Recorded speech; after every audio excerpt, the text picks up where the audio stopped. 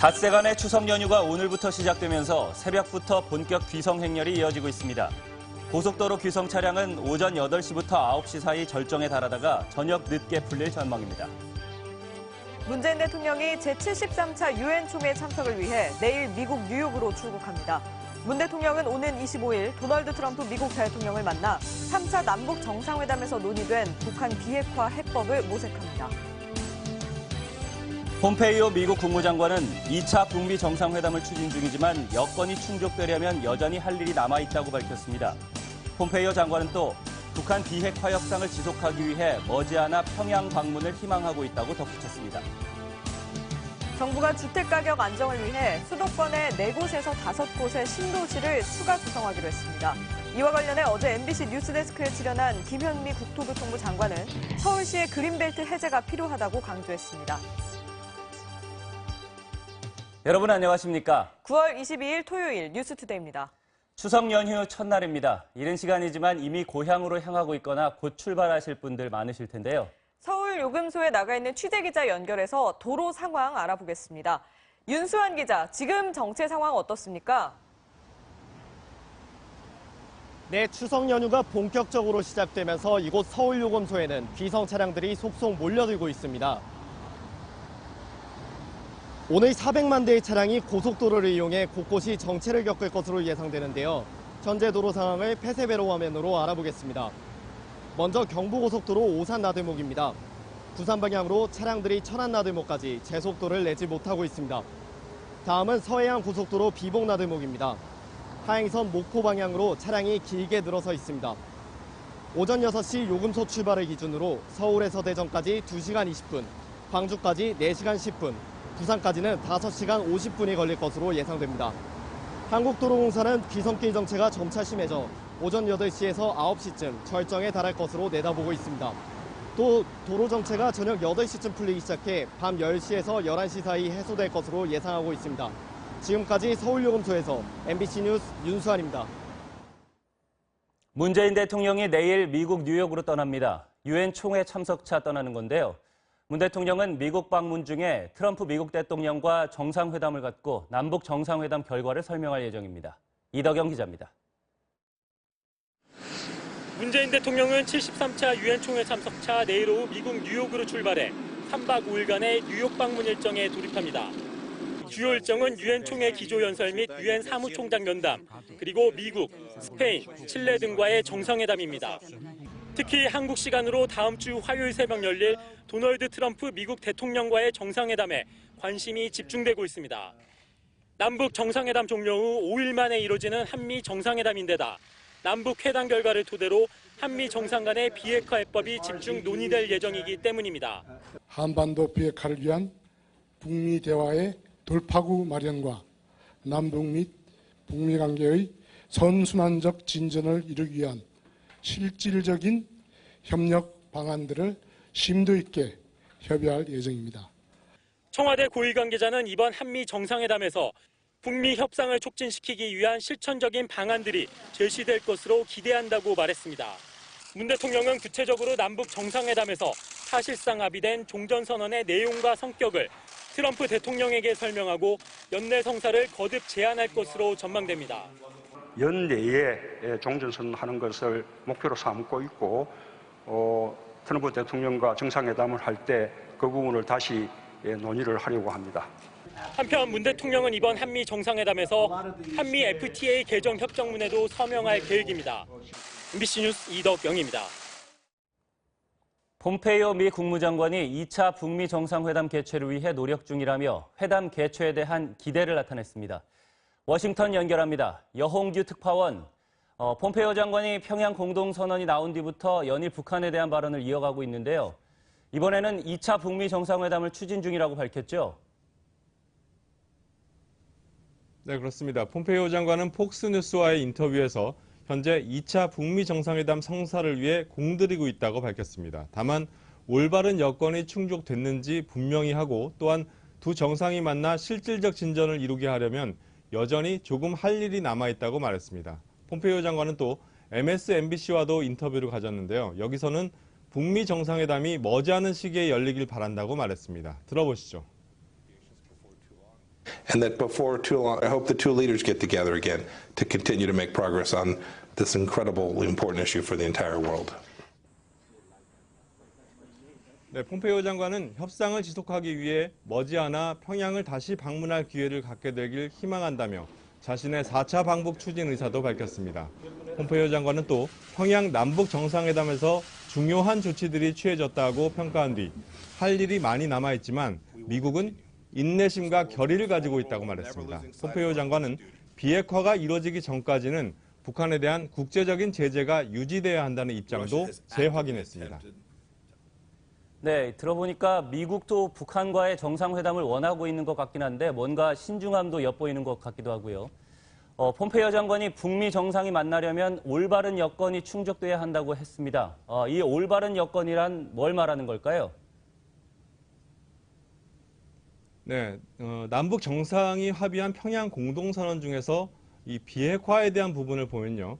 동창리 엔진 시험장과 미사일 발사대를 유관국 전문가들의 참관하에 영구 폐기한다. 그리고 미국이 상응 조치를 취하면 영변 핵시설의 영구적 폐기 같은 추가 조치를 취한다. 이런 내용들이 포함되어 있죠. 미국이 이것만으로 100% 만족한다면 올바른 여건 또는 할 일이 많이 남아있다. 이런 말은 하지 않을 겁니다. 따라서 미국 입장에선 여기에 들어가 있지 않은 추가적인 비핵화 조치를 염두에 둔 것 아니냐 이런 관측이 가능합니다. 예를 들면 그동안 미국이 종전선언의 전제 조건으로 요구해온 핵 리스트의 제출 등이 포함될 수 있습니다. 아울러 평양 공동선언에 언급된 미국의 상응 조치가 무엇인지에 대해서도 북미 양측이 명확히 할 부분입니다. 이에 따라 다음 주 뉴욕에서 진행될 예정인 폼페이오 장관과 리용호 북한 외무상 간의 회담 그리고 오스트리아 빈에서의 실무 협상 등에서 추가 비핵화 조치와 상응 조치를 놓고 팽팽한 힘겨루기가 예상됩니다. 지금까지 워싱턴에서 전해드렸습니다. 네, 김정은 북한 국무위원장은 이번 정상회담에서 올해 안에 서울을 답방하겠다고 밝혔는데요. 이번 방북에 함께한 인사들은 또 김 위원장이 보수단체의 반대를 상관하지 않는다고 말했다고 전하기도 했습니다. 김준석 기자입니다. 나는 문재인 대통령에게 가까운 시일 안에 서울을 방문할 것을 약속했습니다. 이 약속은 기자회견 직전 두 정상이 둘째 날 정상회담 자리에서 합의한 것이라고 청와대가 밝혔습니다. 김 위원장은 자신의 서울 방북 때 보수단체의 반대를 의식하고 있었고 정면 돌파 의지도 비친 것으로 전해졌습니다. 김 위원장은 태극기 부대의 존재를 언급했고 개의치 않는 입장이었음을 특별 수행원으로 동행한 박지원 의원이 전했습니다. 남측에서 태극기 부대 같은 게 있는데 자기 상관하지 않습니다. 많은 사람들 답방을 가지 말라 하지만 난 가겠습니다. 뭐 태극기 부대 반대하는 거 조금 있을 수 있는 거 아닙니까? 그러더라고요. 그러면 보수 야당이 방북하지 않은 데 대해 북측에서 유감을 표시했다는 얘기도 전했습니다.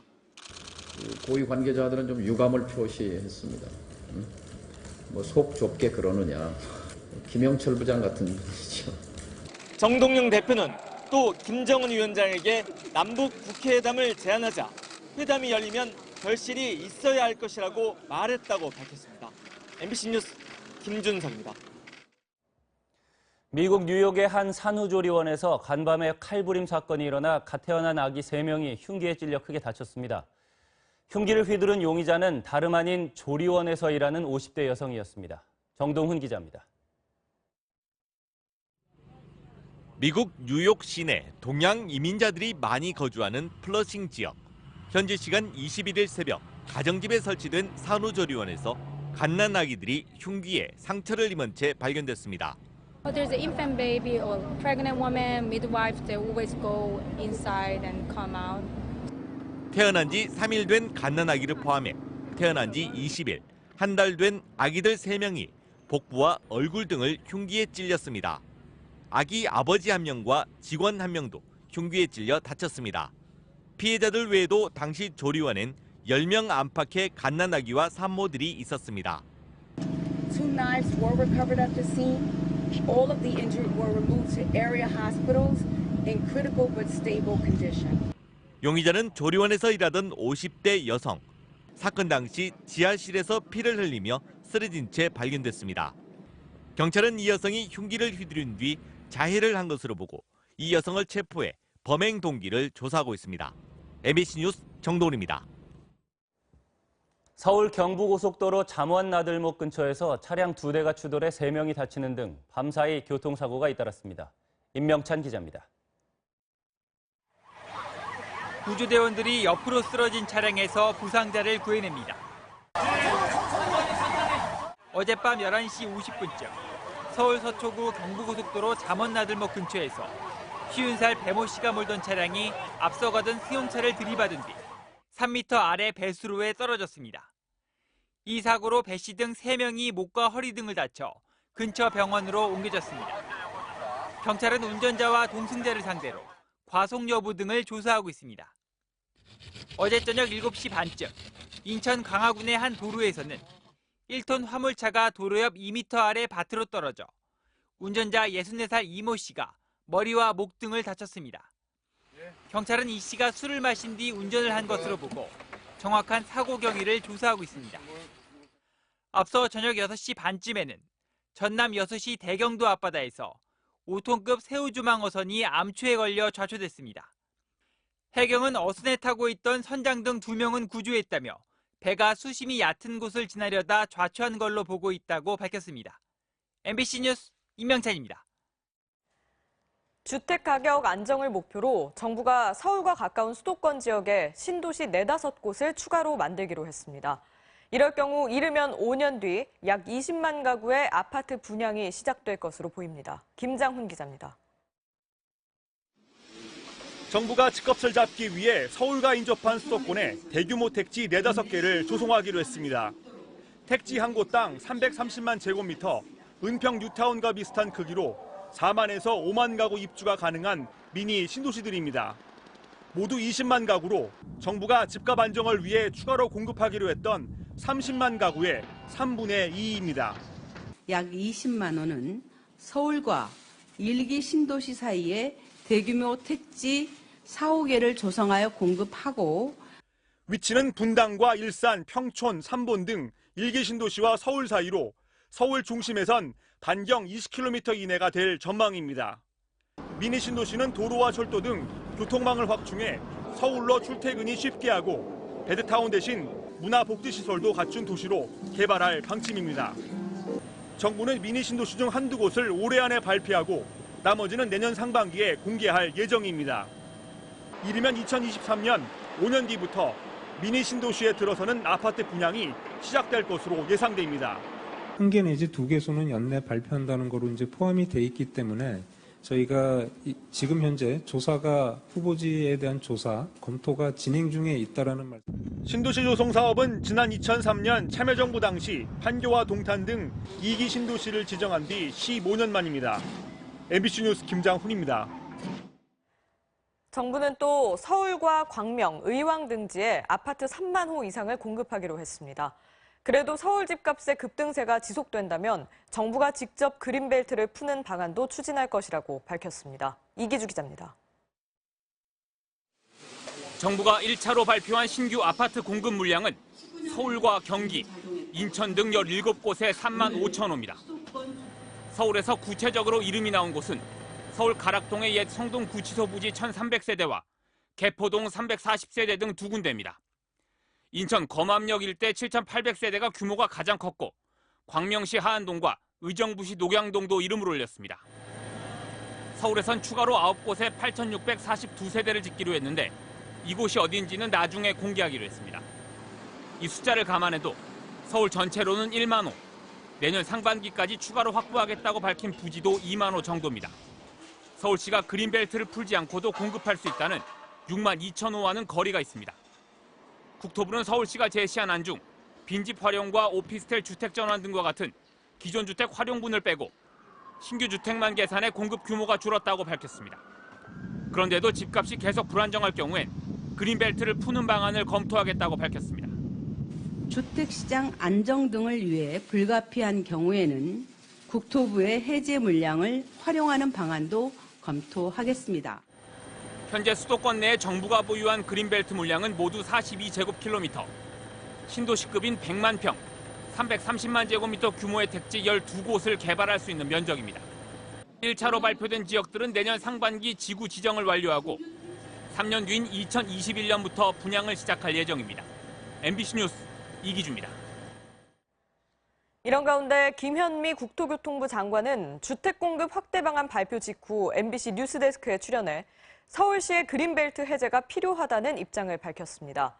용산 미군기지에 임대 아파트를 짓자는 청와대 국민청원에 대해선 불가능한 일이라고 못 박았습니다. 박찬정 기자입니다.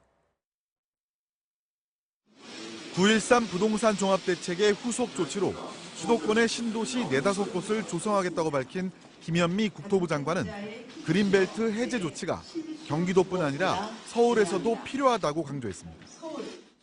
서울에서도 그런 서울의 집을 갖고자 하는 사람들의 요구에 부응하는 일정 부분의 공간들을 시민들에게 내어주는 것이 맞지 않을까라. 서울시가 그린벨트 해제를 하지 않는 대신 국토부에 제안했던 5만 4천 호의 도심 유유택지 개발은 실현 가능성이 떨어지고 집값 상승에 대한 지금의 불안 심리를 잠재우긴 부족하다고 평가했습니다.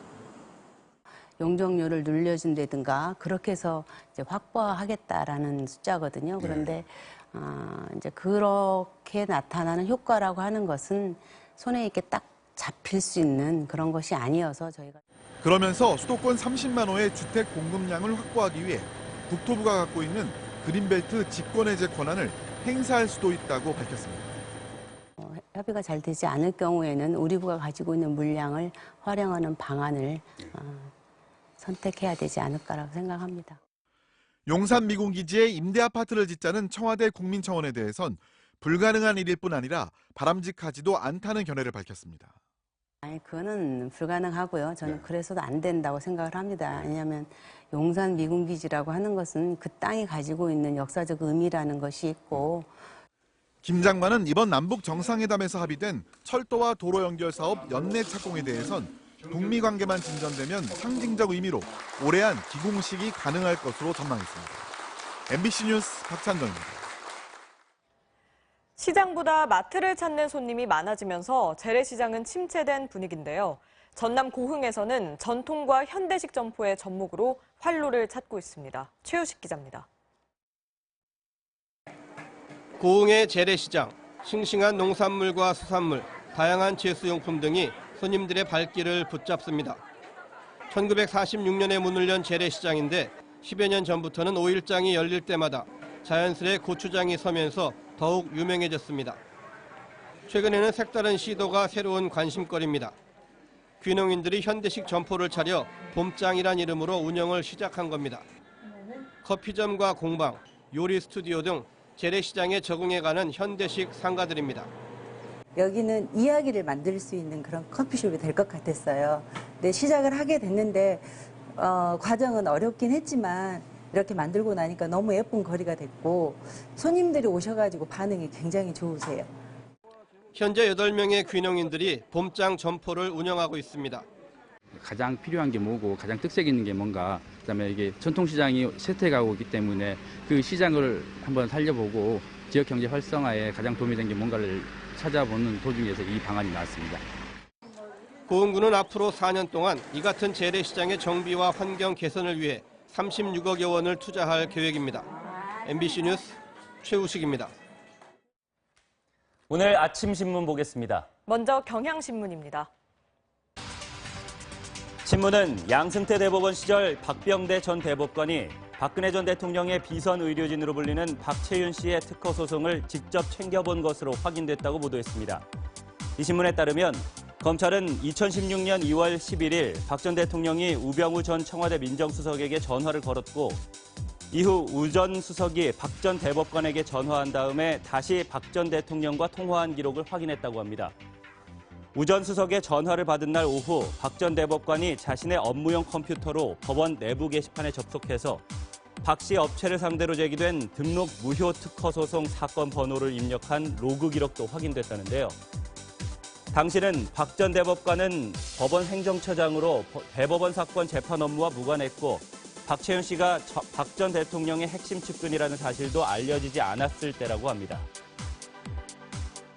한국경제신문은 지난해 4월 이전에 나온 실손 의료보험에 가입한 3,200여만 명이 내년부터 보험료를 많게는 12% 더 내야 한다고 보도했습니다.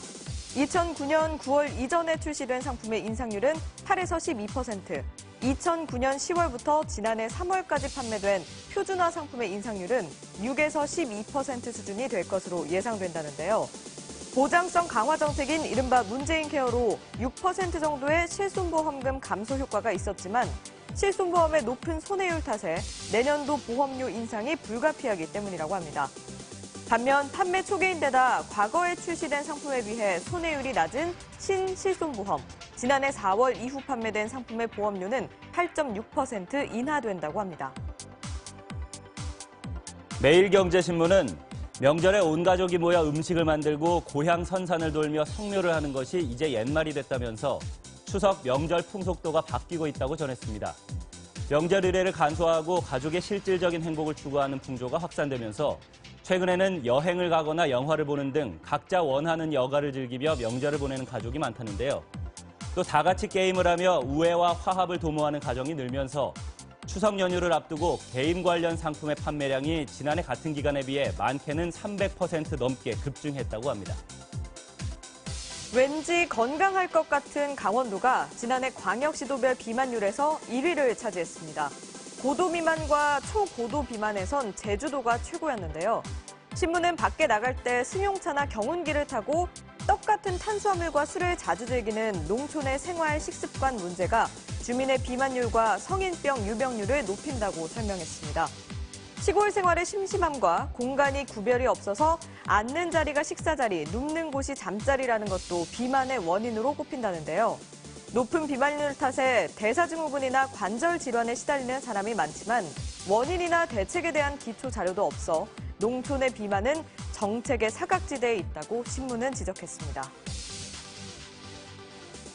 최근 아이의 성장 과정을 기록하기 위해 SNS 등의 사진이나 동영상을 공유하는 부모가 많다고 합니다. 공유라는 의미의 영어 단어 쉐어와 육아를 뜻하는 페어런팅을 합친 쉐어런팅이라는 신조어까지 생겼다는데요. 그런데 정도가 심한 경우가 있어서 아이의 권리를 침해한다는 우려가 나오고 있다고 합니다. 적지 않은 부모들이 어린 자녀의 배변 훈련 과정을 영상이나 사진으로 올리며 이렇게 훈련하면 되는지 조언을 구하는데 아이가 커서 영상을 보면 얼마나 충격이 크겠냐는 건데요. 또 아이의 건강 상태를 물어보며 올리는 대소변이나 구토물 사진의 경우 다른 사람들에게 혐오감을 줘 논란이 되고 있다고 합니다.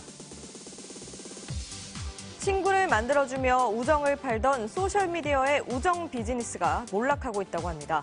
외로워서 시작했는데 더 외로워지고 실제 사람과의 만남 못지않게 큰 스트레스와 피로감을 느끼면서 최근 SNS를 떠나는 사람이 늘고 있기 때문인데요. 조사 결과 특히 여성과 20대 그리고 자존감이 낮은 집단에서 SNS 중단 의향이 높았는데 이들이 계정 관리에 더 큰 노력을 들이고 온라인상 사회적 관계에 집중하기 때문이라고 합니다. 지금까지 아침 신문 살펴봤습니다. 오늘 아침 고향으로 향하는 분들 많을 텐데요. 내륙 곳곳에 안개가 짙게 끼어 있어서 조심히 이동하셔야겠습니다. 현재 가시거리는 충남 논산이 100m, 나주는 120m까지 좁혀져 있습니다. 안전운전 하셔야겠습니다. 가을의 네 번째 절기인 추분인 내일은 중부지방 곳곳으로 오후 한때 비가 내리겠습니다. 추석 당일에는 대부분 지방에서 보름달을 감상할 수 있겠는데요. 다만 제주도와 남해안 지방은 구름이 끼면서 구름 사이로 보름달을 볼 수 있겠습니다. 연휴 막바지인 화요일과 수요일 사이에는 동풍이 불어들면서 동해안 곳곳에 비가 내릴 가능성이 있습니다. 또 해상에서는 높은 물결이 예상돼 배편 이용에 귀경하신 분들은 참고하셔야겠습니다. 지금 경기 남부와 강원 영서, 충북 일부 지방에 비가 내리고 있는데요. 오늘 아침까지 경기 남부와 강원 영서, 충북 북부 지방에 5에서 20mm가량의 비가 오겠습니다. 현재 서울의 기온은 18.4도, 한낮 기온은 서울이 26도까지 오르겠습니다. 날씨였습니다. 뉴스투데이 2부 시작합니다. 추석 연휴 첫날입니다. 이른 시간이지만 이미 고향으로 향하고 있거나 곧 출발하실 분들 많으실 텐데요. 서울 요금소에 나가 있는 취재기자 연결해서 도로 상황 알아보겠습니다. 윤수환 기자, 지금은 상황이 어떤가요? 네, 추석 연휴가 본격적으로 시작되면서 이곳 서울 요금소에는 귀성 차량들이 속속 몰려들고 있습니다. 오늘 400만 대의 차량이 고속도로를 이용해 곳곳이 정체를 겪을 것으로 예상되는데요. 현재 도로 상황을 폐쇄회로 화면으로 알아보겠습니다. 먼저 경부고속도로 오산나들목입니다. 부산 방향으로 차량들이 천안나들목까지 제속도를 내지 못하고 있습니다. 다음은 서해안고속도로 비봉나들목입니다. 하행선 목포 방향으로 차량이 길게 늘어서 있습니다. 오전 6시 요금소 출발을 기준으로 서울에서 대전까지 2시간 20분, 광주까지 4시간 10분, 부산까지는 5시간 50분이 걸릴 것으로 예상됩니다. 한국도로공사는 귀성길 정체가 점차 심해져 오전 8시에서 9시쯤 절정에 달할 것으로 내다보고 있습니다.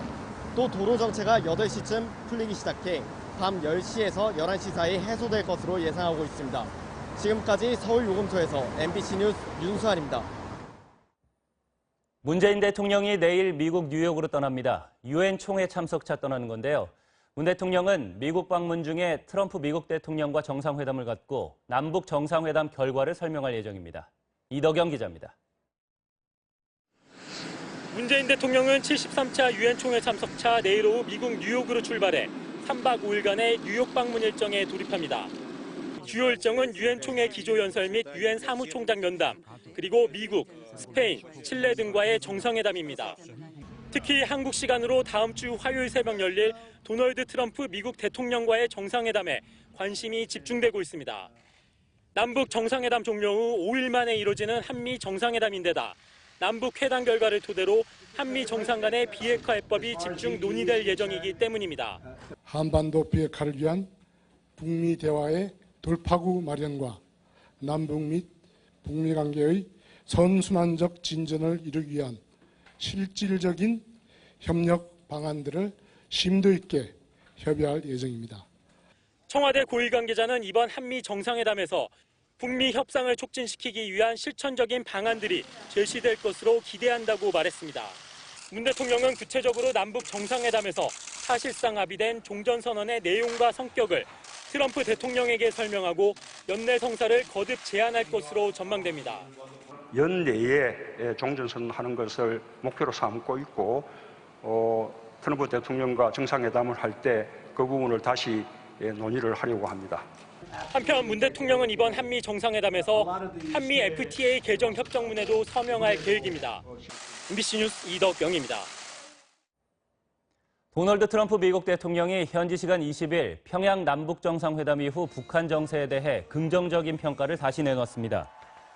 11월 중간선거를 앞두고 라스베가스에서 열린 공화당 후보 지지 유세에서 트럼프 대통령은 지금 많은 진전을 이뤘고 북한과 관계가 점점 더 좋아지고 있다고 말했습니다. 또 북한으로부터 넘겨받은 미군 유해 가운데 2명의 신원이 확인된 것과 관련해서도 훌륭한 영웅들이 이제 미국 땅에서 편히 잠들 수 있게 됐다. 유해들이 돌아오고 있는 것은 매우 중요하다고 강조했습니다. 트럼프 대통령은 지난 19일에도 9월 평양 공동선언을 채택한 남북 정상회담에 대해 북한과 관련해 엄청난 진전을 이루고 있다며 환영의 뜻을 밝혔습니다. 주택가격 안정을 위해 정부가 어제 발표한 발표의 골자는 주택 공급 대책이었습니다. 먼저 서울과 수도권 지역에 신도시 4-5곳을 추가로 만들기로 했는데요. 이럴 경우에 5년 뒤 약 20만 가구가 공급될 전망입니다. 김장훈 기자입니다. 정부가 집값을 잡기 위해 서울과 인접한 수도권에 대규모 택지 4-5개를 조성하기로 했습니다. 택지 한 곳당 330만 제곱미터, 은평 뉴타운과 비슷한 크기로 4만에서 5만 가구 입주가 가능한 미니 신도시들입니다. 모두 20만 가구로 정부가 집값 안정을 위해 추가로 공급하기로 했던 30만 가구의 3분의 2입니다. 약 20만 원은 서울과 1기 신도시 사이에 대규모 택지 4-5개를 조성하여 공급하고 위치는 분당과 일산, 평촌, 삼본 등 1기 신도시와 서울 사이로 서울 중심에선 반경 20km 이내가 될 전망입니다. 미니 신도시는 도로와 철도 등 교통망을 확충해 서울로 출퇴근이 쉽게 하고 베드타운 대신 문화복지시설도 갖춘 도시로 개발할 방침입니다. 정부는 미니 신도시 중 한두 곳을 올해 안에 발표하고 나머지는 내년 상반기에 공개할 예정입니다. 이르면 2023년 5년 뒤부터 미니 신도시에 들어서는 아파트 분양이 시작될 것으로 예상됩니다. 1개 내지 2개소는 연내 발표한다는 거로 이제 포함이 돼 있기 때문에 저희가 지금 현재 조사가 후보지에 대한 조사, 검토가 진행 중에 있다라는 말씀. 신도시 조성 사업은 지난 2003년 참여정부 당시 판교와 동탄 등 2기 신도시를 지정한 뒤 15년 만입니다. MBC 뉴스 김장훈입니다. 어제 정부의 주택 공급 소식에 개발 지역 인근은 하루 종일 술렁였는데요. 그 이유는 공공임대주택 비율 때문이었습니다. 박윤수 기자입니다. 굳게 닫힌 성동구치소 정문에 대형 현수막이 붙었습니다. 구치소 부지에 대규모 공공임대주택이 들어설 것이라는 소문을 듣고 주민들이 집단 행동에 나선 겁니다. 근처 아파트 단지에는 임대주택 택지 지정을 반대하는 청와대 청원에 동참해달라는 공지글까지 게시됐습니다. 정부는 구치소 부지에 1,300세대 단지를 조성하고 이 가운데 700세대를 신혼희망 타운으로 공급하겠다는 계획을 밝혔습니다. 공공택지에선 전체의 35%를 공공임대주택으로 채워야 해 임대주택이 얼마나 들어설지가 지역 주민들에겐 최대 관심사로 떠올랐습니다. 현수막은 그렇겠죠. 임대주택은 최소한 좀 안 했으면 좋겠다 그런 뜻이죠. 분양을 할 거냐, 임대주택으로 할 거냐 아직 결정이 안 난 것 같아서. 전문가들은 공급 불안을 여전히 우려했습니다. 집값 상승의 진앙지인 서울에서 1차로 10,000가구만 공급하겠다는 계획은 기대에 한참 못 미친다는 반응이 나왔습니다. 앞서 나온 종부세 강화와 대출 규제가 너도 나도 집 사는 분위기는 꺾었지만 탄탄한 공급 정책이 뒷받침돼야 무주택자, 실수요자의 불안 심리를 잠재울 수 있을 것이라는 분석입니다. 20만 호가 건설될 신도시들의 입지가 확정되지 않은 만큼 앞으로 나올 추가 계획에 따라 서울과 수도권 집값이 움직일 전망입니다. MBC 뉴스 박윤수입니다. 추석 연휴를 하루 앞두고 어제 우리은행 전산에 오류가 발생했습니다. 입금은 물론 다른 은행과의 송금도 안 돼서 많은 고객들이 큰 불편을 겪었습니다. 김재경 기자입니다. 아침 8시 반부터 우리은행의 인터넷과 모바일 송금이 중단됐습니다. 우리은행에서 타은행으로, 타은행에서 우리은행으로 송금이 모두 막혔습니다. 은행들은 보통 금융결제원 망을 통해 송금할 돈을 서로 주고받는데 이 망과 접속하는 우리은행 시스템에 장애가 발생한 겁니다. 하필 긴 연휴 전날에다 급여일이 겹친 날. 우리은행 통장을 사용하는 고객들에겐 월급과 추석 상여금은 물론이고 국민연금과 아동수당 역시 오전 내내 입금되지 않았습니다. 또 추석을 앞두고 부모님 용돈 송금이나 대금 결제 등도 불가능해지다 보니 고객들은 아예 온라인 송금을 미루거나 직접 지점을 찾아 돈을 붙여야 했습니다. 연휴를 앞두고 돈을 많이 붙여야 되는 경우가 되게 많은데 오전에 안 되다 보니까 이렇게 영업점을 방문하게 돼서 너무 불편했습니다. 다른 은행과의 송금 거래가 안 되다 보니 다른 시중은행들도 자기 고객들에게 상황을 설명하는 공지를 띄워야 했고 기업체들은 임직원에게 급여와 상여금 입금이 안 된다는 문자를 보내기도 했습니다. 우리은행은 오전 10시쯤 복구를 완료했다고 밝혔지만 송금이 몰리면서 실제 오후 2시 정도까지 간헐적으로 송금 장애가 이어졌습니다. MBC 뉴스 김재경입니다. 3년 만에 국내에서 발생한 메르스 경보가 하향 조정됐습니다. 확진 환자와 밀접하게 접촉했던 이들도 모두 격리 해제됐습니다. 조현용 기자가 보도합니다. 메르스 확진 환자와 가까이 있었던 밀접 접촉자 21명에 대해 오늘 0시부터 격리 해제 조치가 내려졌습니다. 이들에 대한 2차 검사에서도 메르스 음성 판정이 나왔기 때문입니다. 일상 접촉자 396명에 대한 능동형 감시도 종료됐습니다. 이에 따라 질병관리본부는 주의 단계였던 메르스 경보를 관심 단계로 한 단계 낮춘다고 밝혔습니다. 지난 8일 처음 메르스 확진 환자가 나온 뒤 메르스 확진자가 나오지 않은 데다 최대 잠복기인 14일이 지났기 때문에 메르스 추가 발생 가능성이 매우 낮다는 판단에 섭니다. 다만 추석 연휴 기간을 포함해 다음 달 중순까지는 메르스 감시와 대응을 지속하기로 했습니다. 질병관리본부는 중동을 방문했을 때 낙타 접촉은 물론 낙타고기와 낙타유 섭취 금지 등 메르스 예방 수칙을 준수해달라며 중동에서 입국할 때는 건강상태 질문서를 성실히 작성해 줄 것을 당부했습니다. MBC 뉴스 조현용입니다. 서울시 공무원 유우성 씨 간첩 조작 사건을 재조사하고 있는 대검 과거사 진상조사단이 유성 씨의 동생 가려 씨를 참고인 신분으로 소환했습니다. 유 씨는 수사 과정에서 검찰의 협박과 회유가 있었다고 밝혔습니다. 남효정 기자가 보도합니다. 서울 동부지검에 위치한 대검 과거사 진상조사단에 간첩 조작 사건의 피해자인 유우성 씨와 동생 유가려 씨가 출석했습니다. 다시는 우리 남배처럼 억울하게 당하는 간첩 조작 사건 다시는 없었으면 좋겠습니다. 가려 씨는 진상조사단에 최초 수사 과정에서 오빠가 간첩이 아니라고 말하자 검찰의 협박과 회유가 있었다고 털어놨습니다. 가려 씨의 진술을 토대로 유우성 씨를 간첩 혐의로 기소한 검찰이 진술을 유도한 겁니다. 검사에게 이제 그 사실을 말했을 때 이렇게 말하게 되면 도와 못 준다. 수습하기 더 어려워지고 더 복잡해진다. 가려 씨는 또한 지난 2012년 국정원 구금 당시 변호인 접견을 거부당하고 가혹행위를 받은 부분도 조사단에 자세히 밝혔습니다. 검찰은 지난 2013년 국정원이 체포한 유우성 씨를 간첩 혐의로 기소하며 여동생 가려 씨의 진술을 증거로 제출했지만 법원은 가려 씨의 진술이 위법하게 수집됐다며 증거로 인정하지 않았습니다. 또한 유 씨의 출입경 기록 등 증거를 조작한 사실이 드러나 관련자들이 재판을 받고 있습니다. 하지만 당시 수사와 재판에 관여한 검사 가운데 2명만 정직 1개월의 징계만 받고 나머지는 아무런 처벌을 받지 않았습니다. 이에 따라 진상조사단은 당시 검찰 수사 과정에서 위법과 부당한 행위가 있었는지 확인하기 위해 조만간 수사에 관여한 검사들을 소환 조사할 계획입니다. MBC 뉴스 남효정입니다. 이른바 문학의 블랙리스트 사건으로 지난 1월 항소심에서 실형을 선고받은 조윤선 전 청와대 정무수석이 구속기간 만료로 석방됐습니다. 오늘 새벽 0시쯤 서울구치소에서 나온 조 전 수석은 취재진들에게 아직 3건의 재판이 진행되고 있다며 남은 재판 절차에도 성실히 임하겠다고 밝혔습니다. 조 전 수석은 일단 석방됐지만 검찰이 징역 6년을 구형한 보수단체 불법 지원 사건이 오는 28일 선고를 앞두고 있어 다시 수감될 수도 있습니다. 또 조 전 수석은 최근엔 박근혜 정부의 일제 강제징용 소송 개입에 관여한 의혹으로도 검찰 조사를 받았습니다. 해군 사관학교의 한 남자 생도가 여자 생도 화장실을 10여 차례나 불법 촬영한 사실이 드러나 퇴교 조치를 당했습니다. 이 남자 생도는 여생도 생활관을 아무런 제지 없이 드나들었는데 회사 측은 몰래카메라가 설치된 사실을 1년 동안 전혀 눈치채지 못했습니다. 정영민 기자가 취재했습니다.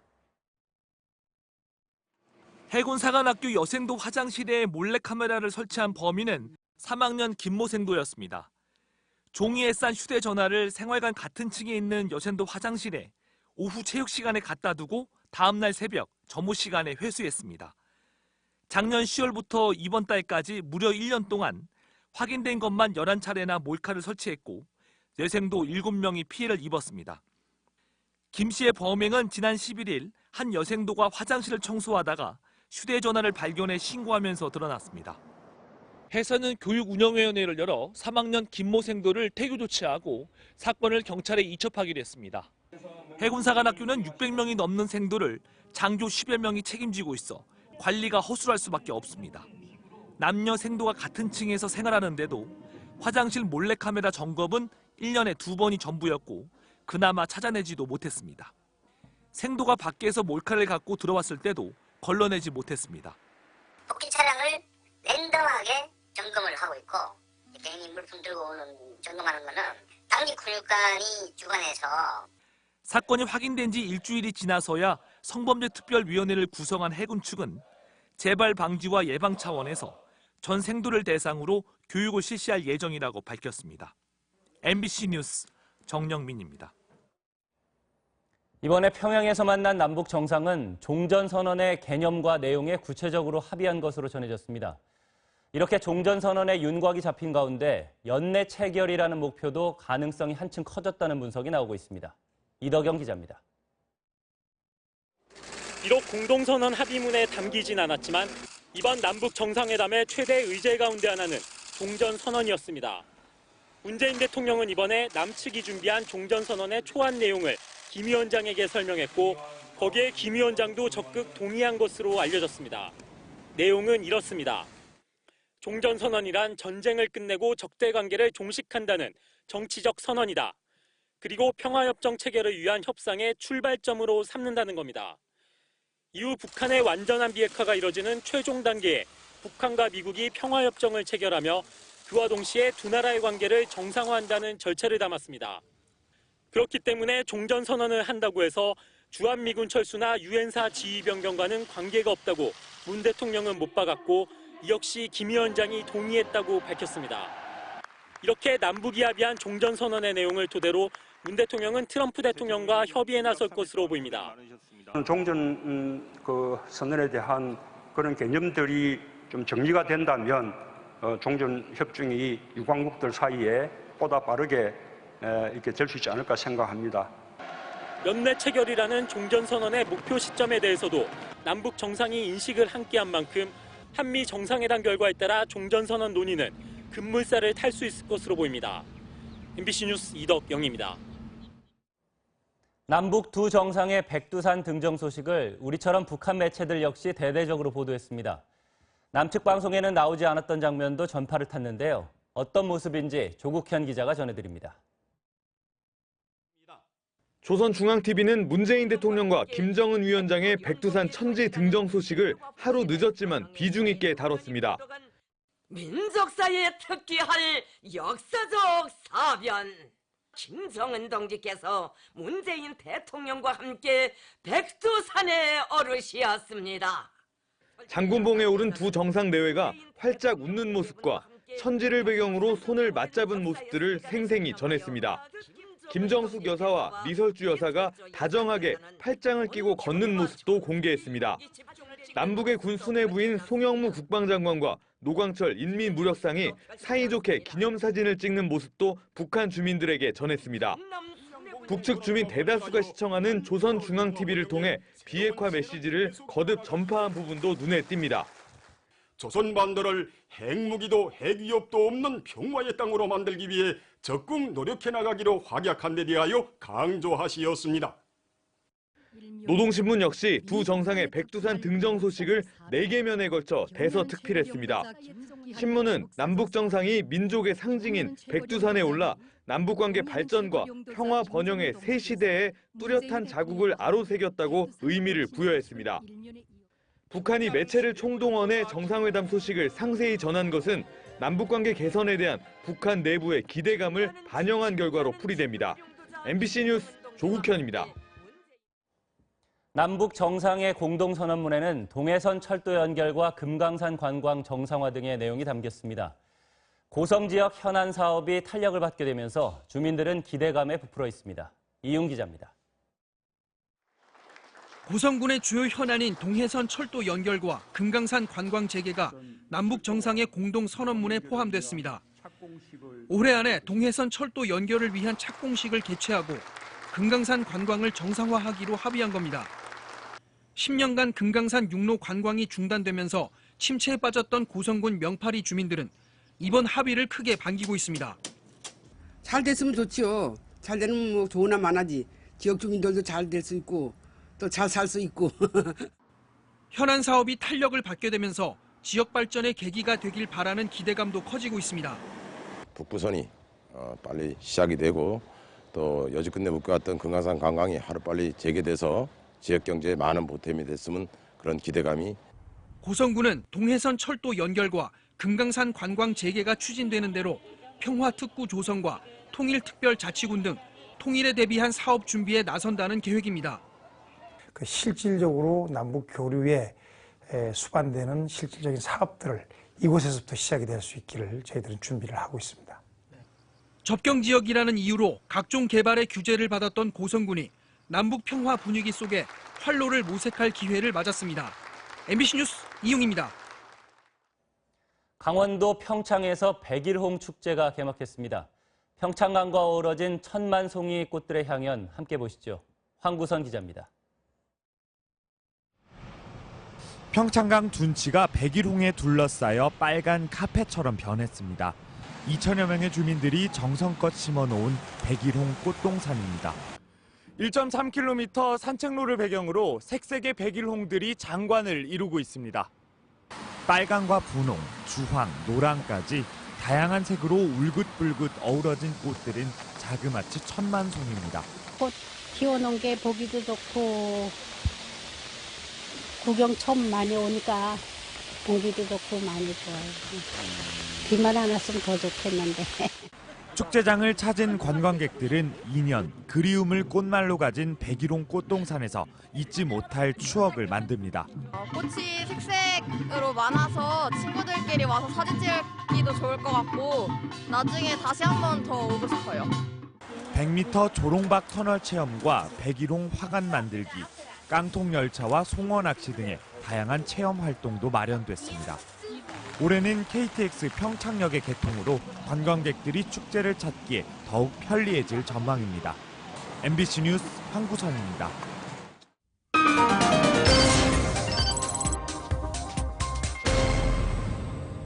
투데이 영상입니다. 절묘한 시각 효과를 활용해 감쪽 같은 마술 실력을 보여준 배우가 있습니다. 그 주인공 만나보시죠.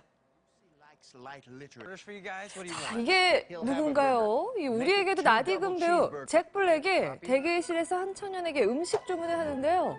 근데 주문이 떨어지자마자 이 태블릿 PC 화면 밖으로 먹음직스러운 버거가 나옵니다. 잭 블랙도 가만히 있을 수 없다는 듯 숨겨왔던 재주를 선보이죠. 하얀 천을 비둘기로 바꾸는가 하면 컵 속에 물체를 또 변신시키는데요.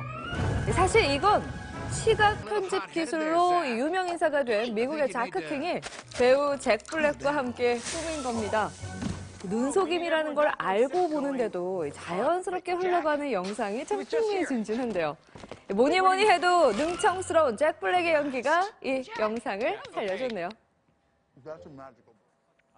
슬로베니아의 한 선로에서 무당 횡단을 시도하는 사람들인데요. 그 순간 날카로운 경적 소리가 이들의 귀를 때리죠. 사람들이 주변을 둘러보지만 전혀 보이지 않는 기차. 이는 슬로베니아 철도국이 기획한 캠페인입니다. 안전 규칙을 무시하고 기차와 충돌 위험에 노출된 보행자들에게 경적 소리로 경고한 뒤 그 반응을 살펴본 건데요. 선로의 무당 횡단이 얼마나 위험한지 아주 제대로 각인시켜준 캠페인이네요. 자, 이어서 미국의 한 도심 광장에 설치된 밧줄 사다리입니다. 사람들이 젖먹던 힘을 다해 이 사다리를 오르는데요. 하지만 이 허공에서 막 허우적대고 휘청대고 소리만 지르죠. 한 스마트 기기 회사가 마련한 가상현실 기기 체험 현장인데요. 우리 돈 22만 원의 상금을 놓고 이 가상현실 속에서 헬리콥터에 달린 밧줄 사다리를 타는 미션에 도전한 참가자들.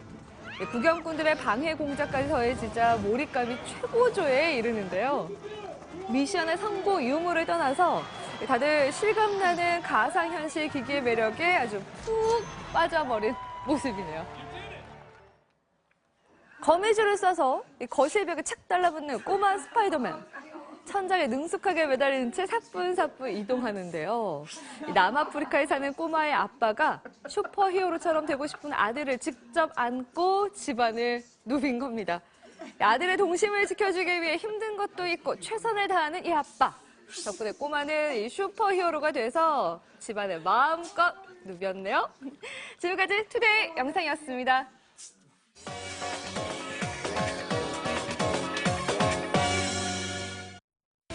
과식하기 쉬운 추석 명절, 특히 명절 음식은 기름지고 열량이 높아서 살이 찌거나 소화가 잘 안 되기도 하는데요. 명절 음식 건강하게 먹으려면 어떻게 해야 할까요?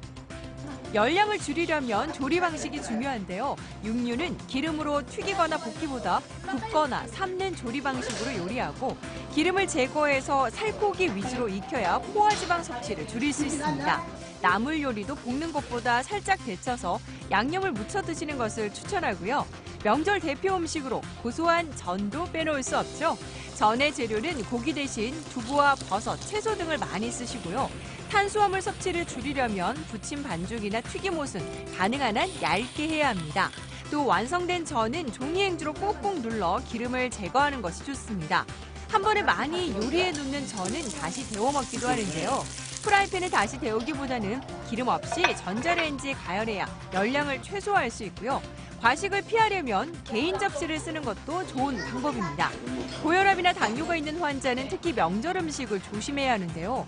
고혈압 환자는 염분을 많이 섭취하지 않도록 주의해야 하고 혈당 관리가 중요한 당뇨 환자는 떡, 식혜처럼 당도가 높은 음식을 멀리해야 하는데 당분이 많은 포도나 감, 복숭아보다는 사과나 배 같은 과일을 먹는 게 낫다고 하네요.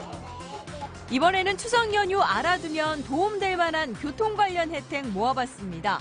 추석 전날인 23일 0시부터 오는 25일 화요일 자정까지 사흘간 전국 고속도로 통행료가 전액 면제됩니다.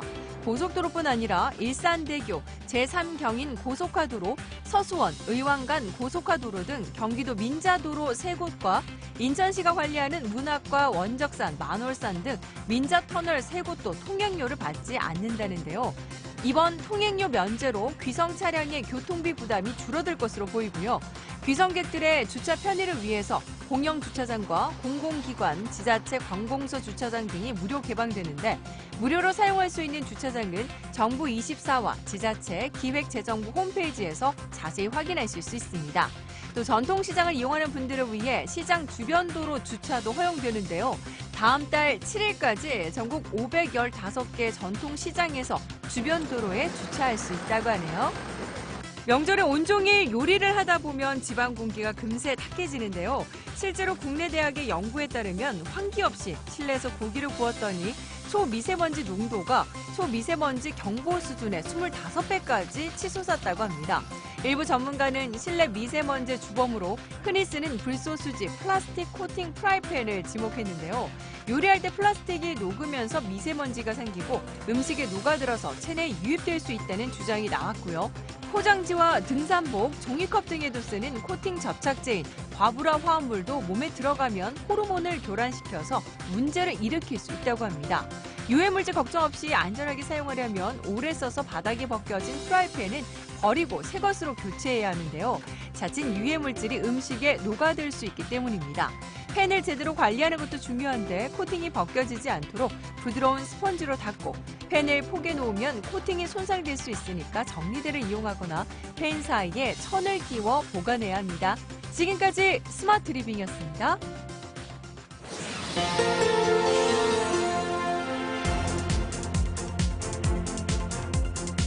아프리카 탄자니아의 빅토리아 호수에서 여객용 페리가 전복됐습니다.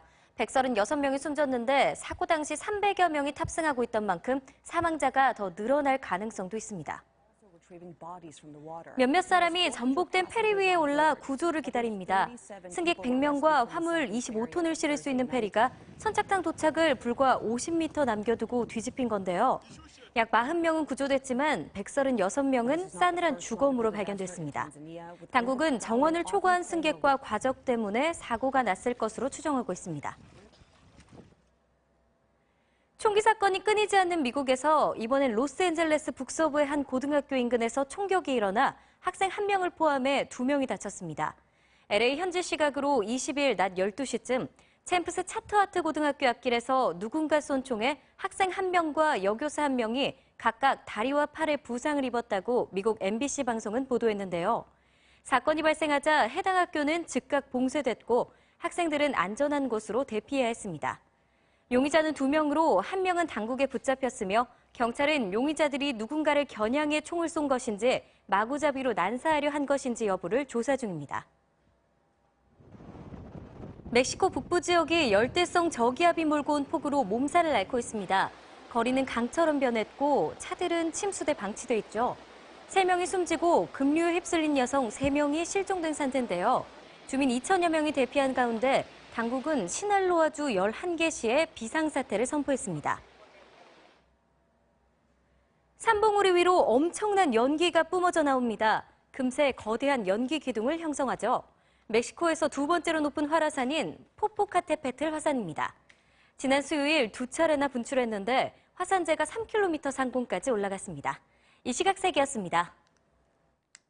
고향으로 향하는 길 짙은 안개를 조심하셔야겠습니다. 현재 가시거리가 무척 좁혀져 있는데요. 영암이나 칠곡 등지는 100m도 채 되지 않을 정도고요. 경기도 안산도 390m에 불과합니다. 차간 간격 넉넉히 두시고 이동하시는 게 좋겠습니다.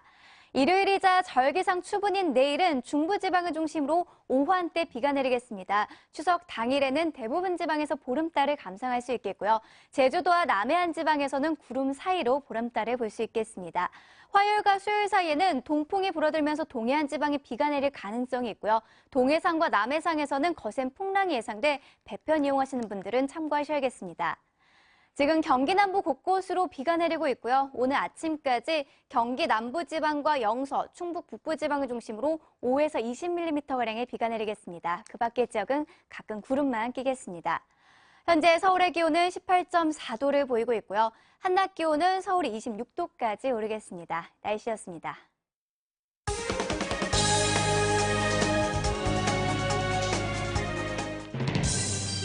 닷새간의 추석 연휴가 오늘부터 시작되면서 새벽부터 본격 귀성 행렬이 이어지고 있습니다. 고속도로 귀성 차량은 오전 8시부터 9시 사이에 절정에 달하다가 저녁 늦게 풀릴 전망입니다. 문재인 대통령이 제73차 유엔 총회 참석을 위해 내일 미국 뉴욕으로 출국합니다. 문 대통령은 오는 25일 도널드 트럼프 미국 대통령을 만나 3차 남북 정상회담에서 논의된 북한 비핵화 해법을 모색합니다. 폼페이오 미국 국무장관은 2차 북미 정상회담을 추진 중이지만 여건이 충족되려면 여전히 할 일이 남아있다고 밝혔습니다. 폼페이오 장관은 또 북한 비핵화 협상을 지속하기 위해 머지않아 평양 방문을 희망하고 있다고 덧붙였습니다. 정부가 주택가격 안정을 위해 수도권에 4-5곳의 신도시를 추가 조성하기로 했습니다. 이와 관련해 어제 MBC 뉴스데스크에 출연한 김현미 국토교통부 장관은 서울시의 그린벨트 해제가 필요하다고 강조했습니다. 추석 연휴 첫날입니다. 이미 고향으로 향하고 있거나 곧 출발하실 분들 많으실 텐데요. 서울 요금소에 나가 있는 취재기자 연결해서 지금은 도로 상황 어떤지 다시 확인해 보겠습니다. 윤수환 기자, 지금 정체 상황 어떻습니까? 네, 추석 연휴가 본격적으로 시작되면서 이곳 서울 요금소에는 귀성 차량들이 속속 몰려들고 있습니다. 오늘 400만 대의 차량이 고속도로를 이용해 곳곳이 정체를 겪을 것으로 예상되는데요. 현재 도로 상황을 폐쇄회로 화면으로 알아보겠습니다. 먼저 경부고속도로 오산 나들목입니다. 부산 방향으로 차량들이 천안 나들목까지 제속도를 내지 못하고 있습니다. 다음은 서해안고속도로 비봉 나들목입니다. 하행선 목포 방향으로 차량이 길게 늘어서 있습니다. 오전 6시 요금소 출발을 기준으로 서울에서 대전까지 2시간 20분, 광주까지 4시간 20분, 부산까지는 5시간 50분이 걸릴 것으로 예상됩니다. 한국도로공사는 귀성길 정체가 점차 심해져 오전 8시에서 9시쯤 절정에 달할 것으로 내다보고 있습니다. 또 도로 정체가 저녁 8시쯤 풀리기 시작해 밤 10시에서 11시 사이 해소될 것으로 예상하고 있습니다. 지금까지 서울요금소에서 MBC 뉴스 윤수환입니다. 문재인 대통령이 내일 미국 뉴욕으로 떠납니다. 유엔 총회 참석차 떠나는 건데요. 문 대통령은 미국 방문 중에 트럼프 미국 대통령과 정상회담을 갖고 남북 정상회담 결과를 설명할 예정입니다. 이덕영 기자입니다. 문재인 대통령은 73차 유엔 총회 참석차 내일 오후 미국 뉴욕으로 출발해 3박 5일간의 뉴욕 방문 일정에 돌입합니다. 주요 일정은 유엔 총회 기조연설 및 유엔 사무총장 면담, 그리고 미국, 스페인, 칠레 등과의 정상회담입니다. 특히 한국 시간으로 다음 주 화요일 새벽 열릴 도널드 트럼프 미국 대통령과의 정상회담에 관심이 집중되고 있습니다. 남북 정상회담 종료 후 5일 만에 이뤄지는 한미 정상회담인데다 남북 회담 결과를 토대로 한미 정상 간의 비핵화 해법이 집중 논의될 예정이기 때문입니다. 한반도 비핵화를 위한 북미 대화의 돌파구 마련과 남북 및 북미 관계의 선순환적 진전을 이루기 위한 실질적인 협력 방안들을 심도 있게 협의할 예정입니다. 청와대 고위 관계자는 이번 한미 정상회담에서 북미 협상을 촉진시키기 위한 실천적인 방안들이 제시될 것으로 기대한다고 말했습니다. 문 대통령은 구체적으로 남북 정상회담에서 사실상 합의된 종전선언의 내용과 성격을 트럼프 대통령에게 설명하고 연내 성사를 거듭 제안할 것으로 전망됩니다. 연내에 종전선언하는 것을 목표로 삼고 있고 트럼프 대통령과 정상회담을 할 때 그 부분을 다시 논의를 하려고 합니다. 한편 문 대통령은 이번 한미 정상회담에서 한미 FTA 개정 협정문에도 서명할 계획입니다. MBC 뉴스 이덕영입니다. 폼페이오 미 국무장관이 2차 북미 정상회담 개최를 위해 노력 중이라며 회담 개최에 대한 기대를 나타냈습니다.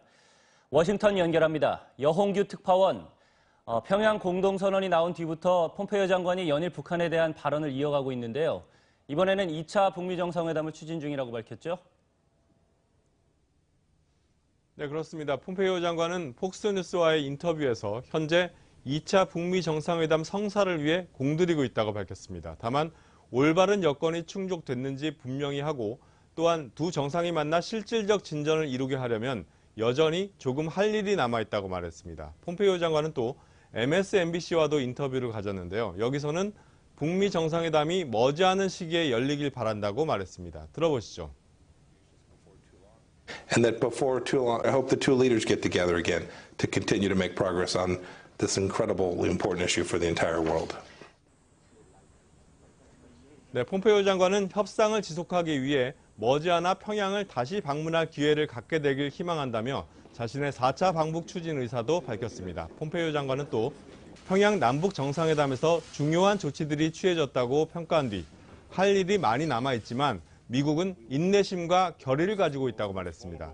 폼페이오 장관은 비핵화가 이뤄지기 전까지는 북한에 대한 국제적인 제재가 유지돼야 한다는 입장도 재확인했습니다. 네, 또 이 폼페이오 장관이 북미 정상이 만나려면 올바른 여건이 충족돼야 한다고 했는데 이 올바른 여건이란 뭘 말하는 걸까요?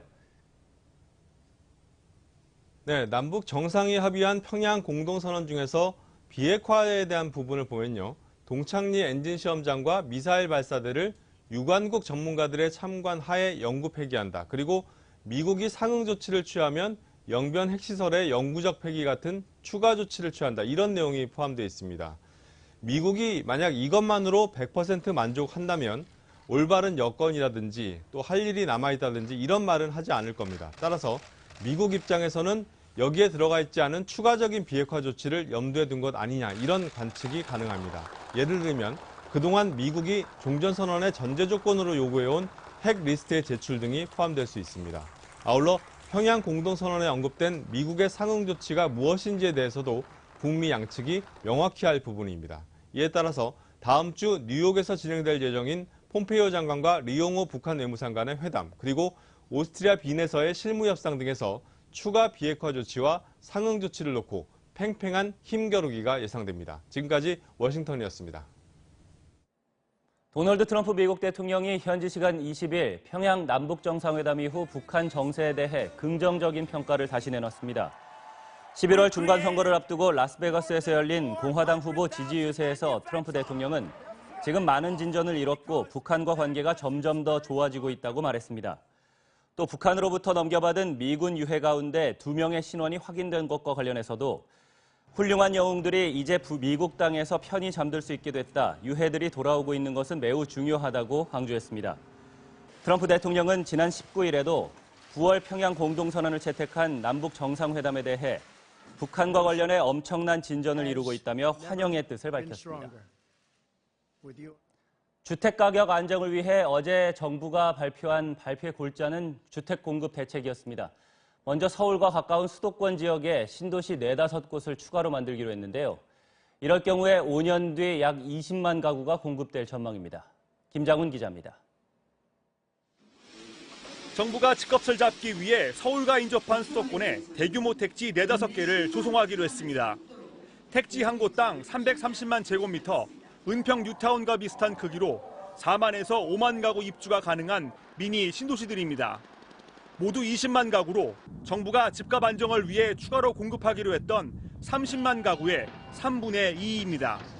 약 20만 원은 서울과 1기 신도시 사이에 대규모 택지 4-5개를 조성하여 공급하고 위치는 분당과 일산, 평촌, 삼본 등 1기 신도시와 서울 사이로 서울 중심에선 반경 20km 이내가 될 전망입니다. 미니 신도시는 도로와 철도 등 교통망을 확충해 서울로 출퇴근이 쉽게 하고 베드타운 대신 문화복지시설도 갖춘 도시로 개발할 방침입니다. 정부는 미니 신도시 중 한두 곳을 올해 안에 발표하고 나머지는 내년 상반기에 공개할 예정입니다. 이르면 2023년 5년 뒤부터 미니 신도시에 들어서는 아파트 분양이 시작될 것으로 예상됩니다. 1개 내지 2개소는 연내 발표한다는 거로 이제 포함이 돼 있기 때문에 저희가 지금 현재 조사가 후보지에 대한 조사 검토가 진행 중에 있다라는 말씀. 신도시 조성 사업은 지난 2003년 참여정부 당시 판교와 동탄 등 2기 신도시를 지정한 뒤 15년 만입니다. MBC 뉴스 김장훈입니다. 정부는 또 서울과 광명, 의왕 등지에 아파트 3만 호 이상을 공급하기로 했습니다. 그래도 서울 집값의 급등세가 지속된다면 정부가 직접 그린벨트를 푸는 방안도 추진할 거라고 밝혔습니다. 이기주 기자입니다. 정부가 1차로 발표한 신규 아파트 공급 물량은 서울과 경기, 인천 등 17곳에 3만 5천 호입니다. 서울에서 구체적으로 이름이 나온 곳은 서울 가락동의 옛 성동 구치소 부지 1,300세대와 개포동 340세대 등 두 군데입니다. 인천 검암역 일대 7,800세대가 규모가 가장 컸고 광명시 하안동과 의정부시 녹양동도 이름을 올렸습니다. 서울에선 추가로 9곳에 8,642세대를 짓기로 했는데 이곳이 어딘지는 나중에 공개하기로 했습니다. 이 숫자를 감안해도 서울 전체로는 1만 호, 내년 상반기까지 추가로 확보하겠다고 밝힌 부지도 2만 호 정도입니다. 서울시가 그린벨트를 풀지 않고도 공급할 수 있다는 6만 2천 호와는 거리가 있습니다. 국토부는 서울시가 제시한 안 중 빈집 활용과 오피스텔 주택 전환 등과 같은 기존 주택 활용분을 빼고 신규 주택만 계산해 공급 규모가 줄었다고 밝혔습니다. 그런데도 집값이 계속 불안정할 경우엔 그린벨트를 푸는 방안을 검토하겠다고 밝혔습니다. 주택시장 안정 등을 위해 불가피한 경우에는 국토부의 해제 물량을 활용하는 방안도 검토하겠습니다. 현재 수도권 내 정부가 보유한 그린벨트 물량은 모두 42제곱킬로미터, 신도시급인 100만 평, 330만 제곱미터 규모의 택지 12곳을 개발할 수 있는 면적입니다. 1차로 발표된 지역들은 내년 상반기 지구 지정을 완료하고 3년 뒤인 2021년부터 분양을 시작할 예정입니다. MBC 뉴스 이기주입니다. 이런 가운데 김현미 국토교통부 장관은 어제 MBC 뉴스데스크에 출연해서 서울시의 그린벨트 해제가 필요하다는 입장을 밝혔습니다. 국토부의 그린벨트 직권 해제 권한을 행사할 수도 있다고도 말했습니다. 박찬정 기자입니다. 9.13 부동산 종합대책의 후속 조치로 수도권의 신도시 4-5곳을 조성하겠다고 밝힌 김현미 국토부 장관은 그린벨트 해제 조치가 경기도뿐 아니라 서울에서도 필요하다고 강조했습니다. 서울에서도 그런 서울의 집을 갖고자 하는 사람들의 요구에 부응하는 일정 부분의 공간들을 시민들에게 내어주는 것이 맞지 않을까라. 서울시가 그린벨트 해제를 하지 않는 대신 국토부에 제안했던 5만 4천 호의 도심 유유택지 개발은 실현 가능성이 떨어지고 집값 상승에 대한 지금의 불안 심리를 잠재우긴 부족하다고 평가했습니다. 용적률을 늘려준다든가 그렇게 해서 이제 확보하겠다라는 숫자거든요. 그런데 이제 그렇게 나타나는 효과라고 하는 것은 손에 이렇게 딱 잡힐 수 있는 그런 것이 아니어서 저희가. 그러면서 수도권 30만 호의 주택 공급량을 확보하기 위해 국토부가 갖고 있는 그린벨트 직권해제 권한을 행사할 수도 있다고 밝혔습니다. 협의가 잘 되지 않을 경우에는 우리 부가 가지고 있는 물량을 활용하는 방안을 선택해야 되지 않을까라고 생각합니다. 용산 미군기지에 임대 아파트를 짓자는 청와대 국민청원에 대해선 불가능한 일일 뿐 아니라 바람직하지도 않다는 견해를 밝혔습니다. 아니, 그거는 불가능하고요. 저는 그래서도 안 된다고 생각을 합니다. 왜냐하면 용산 미군기지라고 하는 것은 그 땅이 가지고 있는 역사적 의미라는 것이 있고. 김 장관은 이번 남북 정상회담에서 합의된 철도와 도로 연결 사업 연내 착공에 대해선 북미 관계만 진전되면 상징적 의미로 올해 안 기공식이 가능할 것으로 전망했습니다. MBC 뉴스 박찬정입니다. 미국 뉴욕의 한 산후조리원에서 갓 태어난 아기 3명이 흉기에 찔려 크게 다쳤습니다. 흉기를 휘두른 용의자는 다름 아닌 조리원에서 일하는 50대 여성이었습니다. 정동훈 기자입니다. 미국 뉴욕 시내 동양 이민자들이 많이 거주하는 플러싱 지역. 현지 시간 21일 새벽 가정집에 설치된 산후조리원에서 갓난 아기들이 흉기에 상처를 입은 채 발견됐습니다. There's an infant baby or pregnant woman, midwife, they always go inside and come out. 태어난 지 3일 된 갓난 아기를 포함해 태어난 지 20일, 한 달 된 아기들 3명이 복부와 얼굴 등을 흉기에 찔렸습니다. 아기 아버지 1명과 직원 1명도 흉기에 찔려 다쳤습니다. 피해자들 외에도 당시 조리원엔 10명 안팎의 갓난 아기와 산모들이 있었습니다. 2 knives were recovered at the scene. All of the injured were removed to area hospitals in critical but stable condition. 용의자는 조리원에서 일하던 50대 여성. 사건 당시 지하실에서 피를 흘리며 쓰러진 채 발견됐습니다. 경찰은 이 여성이 흉기를 휘두른 뒤 자해를 한 것으로 보고 이 여성을 체포해 범행 동기를 조사하고 있습니다. MBC 뉴스 정도훈입니다. 서울 경부고속도로 잠원 나들목 근처에서 차량 2대가 부딪혀 3명이 다쳤습니다. 밤사이 사건 사고 임명찬 기자입니다. 구조대원들이 옆으로 쓰러진 차량에서 부상자를 구해냅니다. 어젯밤 11시 50분쯤 서울 서초구 경부고속도로 잠원 나들목 근처에서 50살 배모 씨가 몰던 차량이 앞서가던 승용차를 들이받은 뒤 3m 아래 배수로에 떨어졌습니다. 이 사고로 배 씨 등 3명이 목과 허리 등을 다쳐 근처 병원으로 옮겨졌습니다. 경찰은 운전자와 동승자를 상대로 과속 여부 등을 조사하고 있습니다. 어제 저녁 7시 반쯤 인천 광화군의 한 도로에서는 1톤 화물차가 도로 옆 2m 아래 밭으로 떨어져 운전자 64살 이모 씨가 머리와 목 등을 다쳤습니다. 경찰은 이 씨가 술을 마신 뒤 운전을 한 것으로 보고 정확한 사고 경위를 조사하고 있습니다. 앞서 저녁 6시 반쯤에는 전남 여수시 대경도 앞바다에서 5톤급 새우주망 어선이 암초에 걸려 좌초됐습니다. 해경은 어선에 타고 있던 선장 등 2명은 구조했다며 배가 수심이 얕은 곳을 지나려다 좌초한 걸로 보고 있다고 밝혔습니다. MBC 뉴스 임명찬입니다. 메르스 추가 확진 환자가 나오지 않으면서 메르스 경보가 하향 조정됐습니다. 확진 환자와 밀접하게 접촉했던 이들도 모두 격리 해제됐습니다. 조현용 기자가 보도합니다. 메르스 확진 환자와 가까이 있었던 밀접 접촉자 21명에 대해 오늘 0시부터 격리 해제 조치가 내려졌습니다. 이들에 대한 2차 검사에서도 메르스 음성 판정이 나왔기 때문입니다. 일상 접촉자 396명에 대한 능동형 감시도 종료됐습니다. 이에 따라 질병관리본부는 주의 단계였던 메르스 경보를 관심 단계로 한 단계 낮춘다고 밝혔습니다. 지난 8일 처음 메르스 확진 환자가 나온 뒤 메르스 확진자가 나오지 않은 데다 최대 잠복기인 14일이 지났기 때문에 메르스 추가 발생 가능성이 매우 낮다는 판단에 섭니다. 다만 추석 연휴 기간을 포함해 다음 달 중순까지는 메르스 감시와 대응을 지속하기로 했습니다. 질병관리본부는 중동을 방문했을 때 낙타 접촉은 물론 낙타고기와 낙타유 섭취 금지 등 메르스 예방 수칙을 준수해달라며 중동에서 입국할 때는 건강상태 질문서를 성실히 작성해 줄 것을 당부했습니다. MBC 뉴스 조현용입니다. 추석 연휴를 하루 앞두고 어제 우리은행 전산에 오류가 발생했습니다. 입금은 물론 다른 은행과의 송금도 안 돼 회사 급여 지급에 차질이 생겼고 개인 고객들까지 큰 불편을 겪었습니다. 김재경 기자가 보도합니다. 아침 8시 반부터 우리은행의 인터넷과 모바일 송금이 중단됐습니다. 우리은행에서 타은행으로, 타은행에서 우리은행으로 송금이 모두 막혔습니다. 은행들은 보통 금융결제원 망을 통해 송금할 돈을 서로 주고받는데 이 망과 접속하는 우리은행 시스템에 장애가 발생한 겁니다. 하필 긴 연휴 전날에다 급여일이 겹친 날.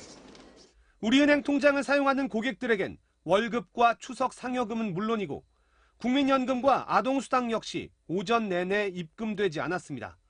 또 추석을 앞두고 부모님 용돈 송금이나 대금 결제 등도 불가능해지다 보니 고객들은 아예 온라인 송금을 미루거나 직접 지점을 찾아 돈을 붙여야 했습니다. 연휴를 앞두고 돈을 많이 붙여야 되는 경우가 되게 많은데 오전에 안 되다 보니까 이렇게 영업점을 방문하게 돼서 너무 불편했습니다. 다른 은행과의 송금 거래가 안 되다 보니 다른 시중은행들도 자기 고객들에게 상황을 설명하는 공지를 띄워야 했고 기업체들은 임직원에게 급여와 상여금 입금이 안 된다는 문자를 보내기도 했습니다. 우리은행은 오전 10시쯤 복구를 완료했다고 밝혔지만 송금이 몰리면서 실제 오후 2시 정도까지 간헐적으로 송금 장애가 이어졌습니다. MBC 뉴스 김재경입니다. 서울시 공무원 유우성 씨 간첩 조작 사건을 재조사하고 있는 대검 과거사 진상조사단이 유우성 씨의 동생 유가려 씨를 참고인 신분으로 소환했습니다. 유 씨는 수사 과정에 검찰의 협박과 회유가 있었다고 밝혔습니다. 남효정 기자가 보도합니다. 서울 동부지검에 위치한 대검 과거사 진상조사단에 간첩 조작 사건의 피해자인 유우성 씨와 동생 유가려 씨가 출석했습니다. 다시는 우리 남배처럼 억울하게 당하는 간첩 조작 사건 다시는 없었으면 좋겠습니다. 가려 씨는 진상조사단에 최초 수사 과정에서 오빠가 간첩이 아니라고 말하자 검찰의 협박과 회유가 있었다고 털어놨습니다. 가려 씨의 진술을 토대로 유우성 씨를 간첩 혐의로 기소한 검찰이 진술을 유도한 겁니다. 검사에게 이제 그 사실을 말했을 때 이렇게 말하게 되면 도와 못 준다. 수습하기 더 어려워지고 더 복잡해진다. 가려 씨는 또한 지난 2012년 국정원 구금 당시 변호인 접견을 거부당하고 가혹행위를 받은 부분도 조사단에 자세히 밝혔습니다. 검찰은 지난 2013년 국정원이 체포한 유우성 씨를 간첩 혐의로 기소하며 여동생 가려 씨의 진술을 증거로 제출했지만 법원은 가려 씨의 진술이 위법하게 수집됐다며 증거로 인정하지 않았습니다. 또한 유 씨의 출입경 기록 등 증거를 조작한 사실이 드러나 관련자들이 재판을 받고 있습니다. 하지만 당시 수사와 재판에 관여한 검사 가운데 2명만 정직 1개월의 징계만 받고 나머지는 아무런 처벌을 받지 않았습니다. 이에 따라 진상조사단은 당시 검찰 수사 과정에서 위법과 부당한 행위가 있었는지 확인하기 위해 조만간 수사에 관여한 검사들을 소환 조사할 계획입니다. MBC 뉴스 남효정입니다. 이른바 문화계 블랙리스트 사건으로 지난 1월 항소심에서 실형을 선고받은 조윤선 전 청와대 정무수석이 구속기간 만료로 석방됐습니다. 오늘 새벽 0시쯤 서울구치소에서 나온 조 전 수석은 취재진들에게 아직 3건의 재판이 진행되고 있다며 남은 재판 절차에도 성실히 임하겠다고 밝혔습니다. 조 전 수석은 일단 석방됐지만 검찰이 징역 6년을 구형한 보수단체 불법 지원 사건이 오는 28일 선고를 앞두고 있어 다시 수감될 수도 있습니다. 또 조 전 수석은 최근엔 박근혜 정부의 일제 강제징용 소송 개입에 관여한 의혹으로도 검찰 조사를 받았습니다. 연애 톡톡입니다. MBC 전설의 시트콤 뉴 논스톱의 주역들이 다시 뭉쳤습니다. 화면으로 만나보시죠. 18년 전 40%에 육박하는 시청률을 기록하며 큰 인기를 모았던 뉴 논스톱의 멤버들이 MBC 특집 다큐멘터리 청춘 다큐 다시 스물을 통해 동창회를 열었습니다. 당시 20살 남짓의 풋풋한 신인이었던 멤버들은 이제 30대 후반에 접어들었는데요. 오랜만에 다시 모여 당시 이야기부터 그간 연예계의 삶을 진솔하게 털어놨다고 하네요. 특히 조인성 씨는 다큐멘터리에서 쉽게 볼 수 없는 만큼 어떤 이야기를 풀어냈을지 큰 관심이 쏟아지고 있는데요. 청춘 다큐 다시 스물은 다음 달 2부작으로 나눠 방송될 예정입니다. 가수 양수경 씨가 데뷔 30주년을 맞아 다음 달 콘서트를 열고 팬들과 만납니다. 지난 88년 가요계 혜성같이 등장해 청아한 음색과 청순한 미모로 많은 사랑을 받았던 양수경 씨. 5년 전 매니지먼트를 담당했던 남편이 갑작스럽게 세상을 떠나 아픔의 시간을 보내기도 했었죠. 슬픔을 딛고 지난해 신곡 사랑바보로 컴백해 현재 왕성한 활동을 이어가고 있는데요. 이번 콘서트에는 동료 가수 전영록 씨와 김범용 씨가 지원 사격에 나선다고 하네요. 개봉을 앞둔 김윤석, 주지훈 주연의 암수살인이 해외 영화제와 평단의 극찬 속에 상영금지 가처분 신청을 당했습니다. 암수살인은 11년 전 부산에서 벌어졌던 살인 사건을 모티브로 삼았는데요. 영화가 일부 공개되자 실제 피해자의 유족이 동의를 구하지 않았다며 상영금지 가처분 신청서를 제출한 겁니다. 유족은 한 매체를 통해 사건 연도만 다를 뿐 범행을 유사하게 묘사해 가족이 힘든 시간을 보내고 있다고 밝혔는데요. 이에 제작사 측은 늦었지만 유족과 충분한 소통을 거치겠다며 최선의 조치를 취하겠다는 입장문을 냈습니다. 이젠 당신이 그립진 않죠. 보고 싶은 마음도 없죠. 박중훈 씨의 라이브로 비와 당신을 감상할 수 있는 축제가 열립니다. 다음 달 서울올림픽공원에서 열리는 영화 콘서트 형식의 축제에 박중훈 씨가 무대에 오른다는데요. 짙어진 가을 정치 속에 영화의 추억과 감성을 함께 전한다고 하네요. 이젠 당신이 배우 박보검 씨가 한 설문조사에서 추석 명절 한복이 가장 잘 어울리는 스타 1위로 선정됐습니다. 사극 속 고운 한복 자태가 주목을 받으며 꽃도령이란 별명도 생겼다고 하는데요. 이어 인기 아이돌 워너원의 강다니엘과 방탄소년단의 뷔가 이름을 올렸습니다. 세계적인 사랑을 받고 있는 그룹 방탄소년단이 빌보드 K-팝 차트 최다 1위를 차지했습니다. 신곡 아이돌은 4주간 1위를 차지했고 이 노래가 수록된 앨범은 지난달 판매량 2위를 기록했는데요. 연일 새로운 기록을 쓰고 있는 방탄소년단은 현재 미국에서 월드 투어 중입니다. 지금까지 투데이 연예톡이었습니다. 연휴 첫날인 오늘 고향으로 향하는 분들 많을 텐데요. 내륙 곳곳에 안개가 짙게 끼어 있어서 조심히 이동하셔야겠습니다. 현재 가시거리는 영암이나 칠곡, 보여등지가 100m도 채 되지 않을 정도고요. 경기도 안산도 390m에 불과합니다. 차간 간격 넉넉히 두시고 이동하시는 게 좋겠습니다. 벌써 가을의 네 번째 절기인 추분이 내일로 다가왔는데요. 오후 한때 중부 곳곳으로는 비가 내리겠습니다. 추석 당일에는 대부분 지방에서 보름달을 감상할 수 있겠습니다. 다만 구름이 많이 끼는 제주도와 남해안 지방을 중심으로는 구름 사이로 보름달을 볼 수 있겠습니다. 화요일과 수요일 사이에는 동풍이 불어들면서 동해안 곳곳으로 비가 내릴 가능성이 있습니다. 또 동해상과 남해상에서는 물결이 높게 일 것으로 보여서 배편 이용에 귀경하시는 분들은 조심하셔야겠습니다.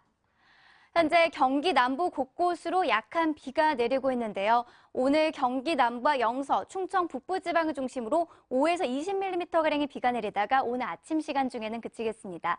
낮 동안에는 전국 하늘 맑게 드러나겠고요. 공기도 내내 깨끗할 전망입니다. 현재 서울의 기온은 18.1도, 강릉은 16.4도, 대전 17.7도, 부산은 19.9도 등으로 대부분 지방에서 20도를 밑돌고 있습니다. 한낮에는 대부분 25도를 웃돌 것으로 보이는데요.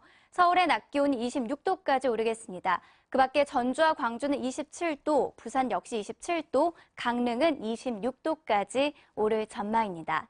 추석 당일에는 서울의 아침 기온이 14도 선까지 떨어지면서 성묘길 아침 공기가 더욱더 서늘하게 느껴지겠습니다. 이후로도 아침에는 쌀쌀하고 한낮에는 기온이 올라서 일교차가 크겠습니다. 날씨였습니다.